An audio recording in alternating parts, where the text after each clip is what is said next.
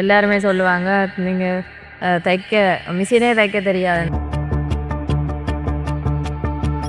என்னைய கொஞ்சம் அப்படியே கடைசியா தான் வச்சிருந்தவையில். ஏன்னா எனக்கு தைக்கவே தெரியாதுன்ட்டு.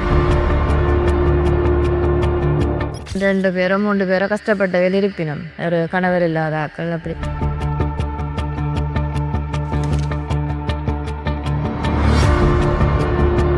எ எனது பேர் மேரி மெரியா. நான் நாட்டுக்குடா கரடிக்குடில இருக்கிறோம். நான் வந்து என்னுடைய தொழிலின் பெயர் வந்து அபிசா தோல் உற்பத்தி. இப்ப நான் பதிவு செஞ்சது 2018. நான் பழகினது வந்து 2013 பழகினான். அந்த காலப்பகுதியிலிருந்து இப்போ இத்த வரைக்கும் தைச்சு கொண்டிருக்கிறேன். எல்லாருமே சொல்லுவாங்க, நீங்கள் தைக்க மிஷினே தைக்க தெரியாதுன்ற சொல்லித்தான் அந்த பழகிக்க சொல்கிறேன். அப்போ நான் அந்த காலாட்டி தைச்சு அங்கேயே பழகி அதுக்கு பிற்பாடு அந்த 24 பிள்ளைகள் பழகினது. அதில் வந்து என்னைய கொஞ்சம் அப்படியே கடைசியாக தான் வச்சிருந்தவையில். ஏன்னா எனக்கு தைக்கவே தெரியாதுண்டு. அப்போ அந்த நேரத்தில் நான் சரியாக கவலைப்பட்டேன்னா நான் தைச்சு முன்னுக்கு வரணுமென்று சொல்லி அதே மாதிரி நான் இப்போ அதை தைச்சு நான் அவையில விட முன்னேற்றமாக வந்திருக்கிறேன். எனக்கு 3 பிள்ளைகள் இருக்கிறோம். என்னுடைய கணவர் கடத்தொழில் செய்கிறார். அப்போ நான் அவையில் படித்து கொண்டிருக்கும் போது எங்களுடைய வாழ்வாதாரத்தை மேற்கொண்டு நானும் அவருக்கு பக்கபலமாக அதை உழைச்சி இவரோட சேர்ந்து கொஞ்சம் ஊக்கமாக செஞ்சு பிள்ளைகளை படிக்க வச்சு அவரும் வந்து கொஞ்சம் அந்த ஹெல்ப் பண்ணி அப்போ எல்லாம் வந்து என்ன சொல்கிறேன்னு சொன்னால் அந்த எனது ஊக்கம் வந்து இந்த கொஞ்சம் முன்னேற்றத்தை கண்டிருக்கிறோம். இப்போ நான் வந்து ஊக்கமாக தொடர்ந்து செய்து கொண்டிருந்ததால் இப்போ நான் இடையில விட்டுருந்தேன், நான் இப்போ இந்த அளவுக்கு வந்திருக்க மாட்டேன். நான் வந்து அந்த பிஸ்னஸை வந்து நான் பேக்கை தைச்சிட்டு அதை எப்படி நான் விற்கிறேன்னு சொல்லி அதை யோசனை செஞ்சு கொண்டிருந்தேன் நான். அப்போ வந்து அந்த அதை விட வந்து மிஷினும் வந்து எனக்கு தைக்கிறது கொஞ்சம் கஷ்டமாக இருந்தது. நார்மல் மிஷின் தான் இருந்தது.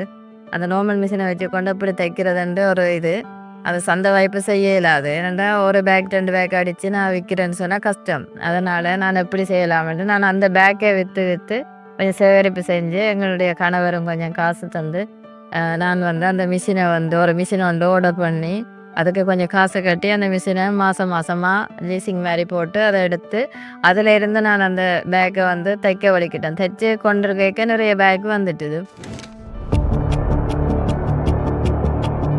இந்த மாதிரி யாழ்ப்பாணம் போய் நான் நேரடியாக பேக்கு கேட்குறது கடை வழியை கேட்டு நான் ஒரு 10-15 பேக் கொண்டு போனால் அதை கொடுத்துட்டே வந்துடுவேன். மற்றபடி பஸ்ஸுகளுக்கு போய்க்க ஒரு யோசனை வரும். ஏன்னா பஸ்ஸில் போய் வரைக்க பயணம் செய்யக்கி அந்த பேக்கில் அதுக்குள்ளேயே வச்சு கொடுக்குறது. இப்போ நான் பக்கத்தில் இருக்கிறாக்கிட்டு நான் சொல்கிறேன் விளம்பரப்படுத்துறது. இந்த பேக்கை வந்து இப்படி பேக் அடிக்கிறனாங்கன்னு சொன்னால் காட்டு சொல்லுவேன். நான் எடுத்து காட்டினா இல்லை எங்களுக்கு இந்த பேக் வேணும் அந்த பேக் வேணும் அப்படி அதில் அவைகளுக்கு அந்த பேக்கு சம்மந்தம் இல்லை, அது தங்களை பிடிக்கலைன்னு சொன்னால் வேறு பேக்கு எங்களுக்கு அடிச்சுட்டாங்கன்னு சொல்லுவேன். நாங்கள் அடிச்சுட்டு அவையில் கால் பண்ணி அவையில் வர சொல்லி கொடுக்குறது. அப்படி எனக்கு அந்த ஒரு இடைக்கிடையே ஒரு யோசனைண்டா இப்போ இங்கே வச்சு தான் விற்கணுமெண்டு இல்லை, நாங்கள் கொண்டு திரிஞ்ச எல்லா இடமே ஆன்லைனில் செய்யலாம் அப்படின்ற ஒரு ஆலோசனை. இப்போ நாங்கள் வீட்டிலேயே வச்சு விற்கலாம் தானே.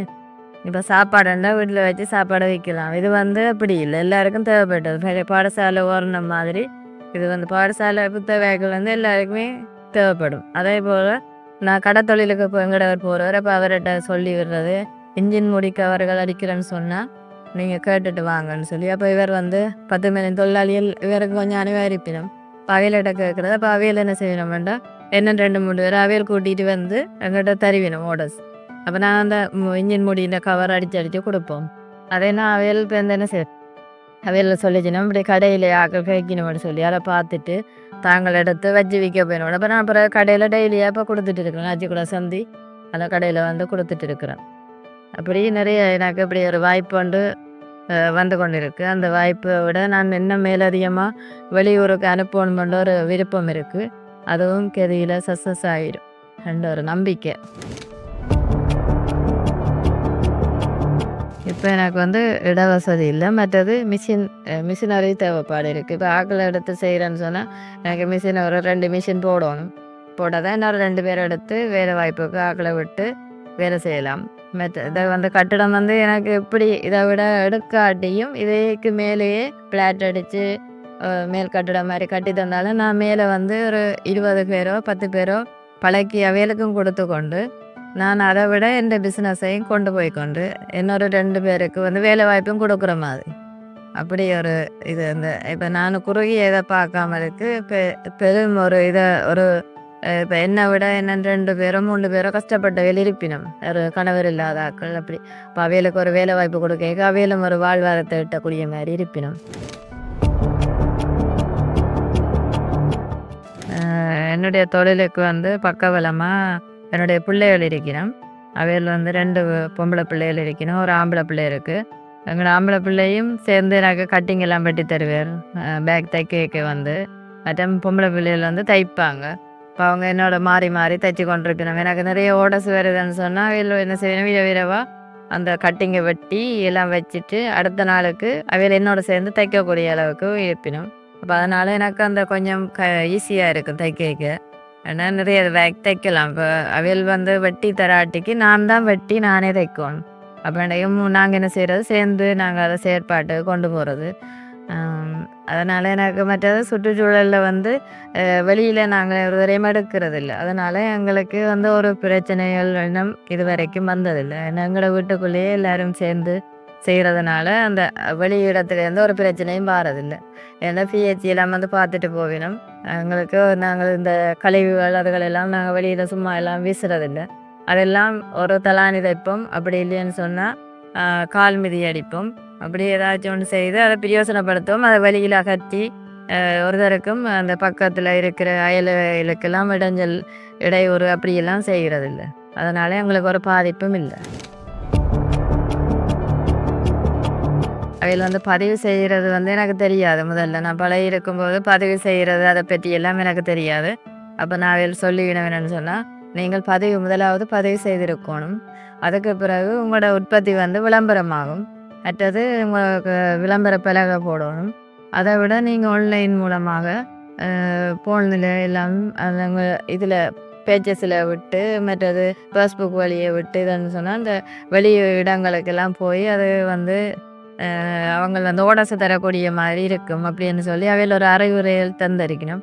அதை படிச்சிருக்கிறோம். மற்றது பிஸ்னஸ் பிளான் இந்த இது கணக்கு செய்கிற பிஸ்னஸ் பிளானிங் இது செய்து வந்து நாங்கள் அந்த கணக்குகள் அறிக்கைகள் அந்த என்னென்று இப்போ நாம் செய்கிற தொழிலை வந்து அதில் இருந்து எங்களை கணக்கறிக்கைகள் எழுதி வைக்கிறதுலேருந்து லாப நட்டங்கள் பார்க்குறது எல்லாமே விவரமாக எழுதி நீங்கள் வச்சா தான் உங்களுடைய பிஸ்னஸில் வந்து நீங்கள் வெற்றி அடையலாம். இல்லைன்னு சொன்னால் நீங்கள் எங்கே போகிறது எங்கே வாரதுன்னு தெரியாமலே எல்லாமே போயிடும் வெளியால். அதனால் நீங்கள் அதை ஒரு கணக்கறிக்கை செய்து வைக்கணும்னு சொல்லி அவையில் அந்த அந்த அறிவுரையிலையும் சொல்லி தந்திருக்கணும். அதை விட வந்து எங்களை வந்து இப்போ வெளியூர் என்ன உங்களை பார்க்குதுன்னு சொல்லி நினைக்காமலுக்கு நீங்கள் உங்களை பிஸ்னஸை வந்து எப்படி அதை கொண்டு போகலாம் என்றதை மட்டும் நீங்கள் சிந்தனையில் வச்சிருக்கணும் என்றெல்லாம் எங்களுக்கு அறிவுரை தந்திருக்கணும்.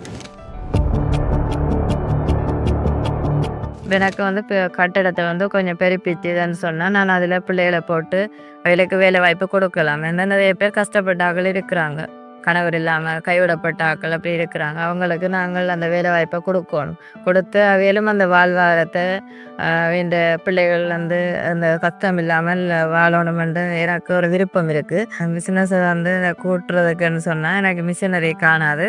மிஷினரி வந்து 2 மிஷினோ 3 மிஷினோ போட்டு நான் செய்கிறதுக்கு தேவையாக இருக்குது. மற்றது கட்டடம் வந்து பெருப்பிக்கணும். கட்டடத்தை கொஞ்சம் பெருப்பிச்சா அதில் நான் வச்சு தைச்சி பிள்ளைகளையும் எடுத்து அதில் வேலை வாய்ப்புக்கு விட்டு வேலை செய்யக்கூடிய மாதிரி இருக்கும். மற்ற என்னென்னு சொல்கிறது, எனக்கு அதிலிருந்து வளரக்கூடிய அளவுக்கு நான் இதை கொஞ்சம் முன்னேற்றமாக வந்துடுவேன். அதுக்கு பிறகு இப்போயும் வந்து ஓரளவு வந்துட்டோம். எண்ணம் வர்றதுக்கு இன்னொரு கொஞ்சம் காலம் எடுக்கும். அதுக்குள்ளே நானும் கொஞ்சம் ஊக்கமாக இருக்கணும். அதை விட எங்களுடைய பின்னணியும் ஊக்கமாக இருப்பினோம்னு நம்புகிறோம். எங்களுக்கு நிறைய நிறுவனங்கள் வந்து எங்களுக்கு பார்த்து உதவி செஞ்சிருக்கணும். அந்த அதிலிருந்து நானும் கொஞ்சம் என்னுடைய முதலீடையும் போட்டு நான் கொஞ்சம் பலப்படுத்தி கொண்டிருக்கிறோம். எண்ணம் பலப்படுத்துறதுக்கு என்ன கொஞ்சம் முதலீடு தேவை எனக்கு. எதிர்கால திட்டம் வந்து நான் பிள்ளைகள் எடுத்து பழக்கி அவையிலையும் இப்போ எங்களோட காலம் முடிஞ்ச பிறகு நாங்கள் எங்களோட சந்ததி அப்படியே போய் விடாமலுக்கு இதே மாதிரி இன்னும் சந்ததி அடுத்த சந்ததியிலேயும் வந்து இப்படி ஒரு டெவலப்பாக செய்யக்கூடிய நான் செய்கிற மாதிரி இன்னும் அடுத்த சந்ததி செய்யணுமென்று நான் வந்து எதிர்பார்க்குறேன்.